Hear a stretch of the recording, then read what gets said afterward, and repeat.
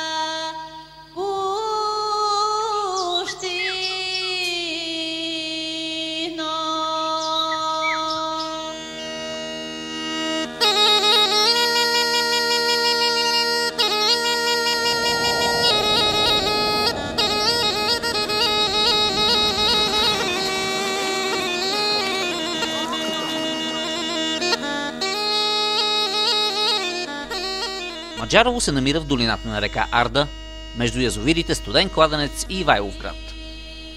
Пътешествието към тази част на България може да бъде истинско докосване към миналото на планетата Земя. Планинските била в източни Родопи са първата суша на Балканския полуостров. Издигането на масива се случва през далечната Юра или преди 140 милиона години. В последствие Родопите са частично заливани от водни басейни, като съвременният релеф се оформя от вулкани през периода Палеоген. Следите от вулканичната дейност днес могат да бъдат забелязани в непосредствена близост до град Маджарово. Някогашният двукратерен вулкан сега е пресечен от меандъра на река Арда, а скалите на защитената местност Кованкая са една от стените на гърлото, от което някога е изригвала лавата.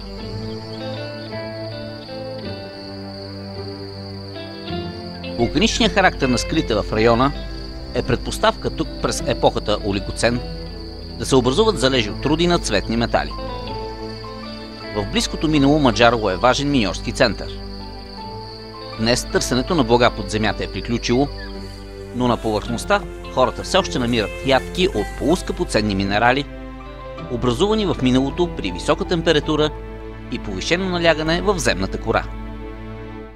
Туристите, които намират подобни минерали, могат да ги дадат за обработка в малка работилница в град Маджарово, където камъните ще бъдат разрязани и полирани.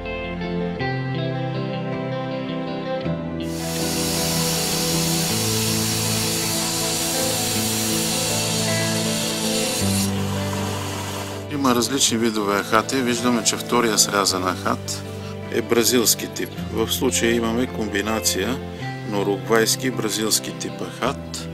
След това ахата вече трябва да се шлифова по-грубо, по-финно и накрая се полира, за да придобие повърхността му огледален блясък.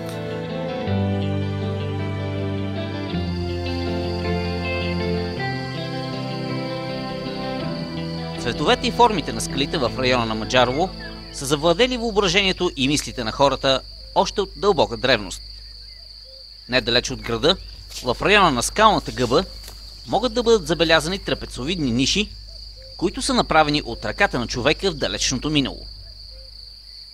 Подобни следи от древните хора има по цялото поречие на река Арда, но в границите на община Маджарово е тяхната най-голяма концентрация. Какво е било значението на скалните ниши и друга информация, свързана с историята на този край, туристите могат да научат в музея на град Маджарово. Долината на река Арда е район от Балканския полуостров с изключително благоприятни природни условия, поради което още през 7-6 хилядолетие преди Христа тук се заселват земеделци, дошли вероятно от Предна Азия. Районът на град Маджарово изобилства с археологически находки от тази епоха. Това е вероятно ритуална чаша, чиято форма издава, че не е правена на гранчарско колело, но е най-старият експонат в нашата музейна сбирка и е от 6-5 хилядолетие, вероятно преди Христа.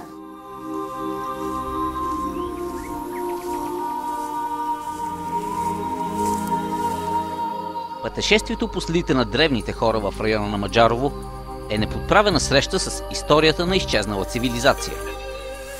В землището на село Горни Главанак туристите могат да видят мегалитно съоръжение, наречено Кромлех. Каменният кръг, който навярно е служил за ритуали, напомня като структура на известния Стоунхендж, но е по-древен от него. Предполага се, че мястото е използвано за светилище още през 8 век преди Христа. Земеделците, които обитават долината на река Арда и района на град Маджарово до 4-то хилядолетие преди Христа са заварени от идващите тук през бронзовата епоха траки. Траките като по-организирани във военно отношение номади, които донасят и бронза на Балканския полуостров, покоряват местните земеделци, завладяват Балканския полуостров и трайно осядат тук. Така че от бронзовата епоха до идването на римските легиони през 1 век след Христа, траките са истинските господари на този регион.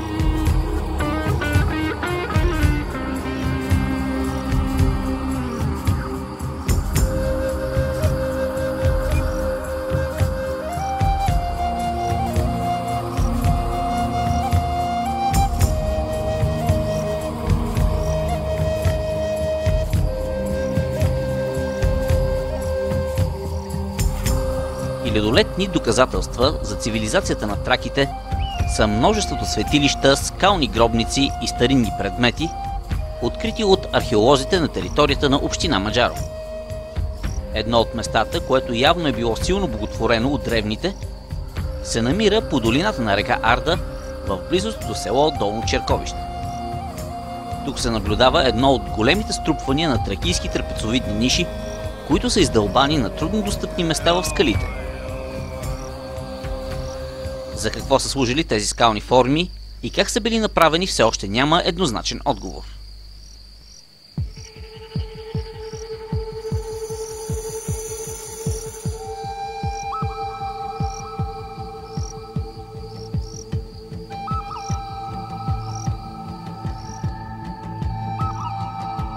Разкриването на загадката на тракийските ниши може да се потърси и в местността Глухите камъни. Те се намират североизточно от Маджарово на билото на планината Света Марина. Тук скалните ниши са над 200 и са част от голям ритуален център. Една от общоприетите версии е, че в тези ниши са поставени останките или предмети от тракийски войни, загинали в битки. Трудният достъп до нишите е предпазвал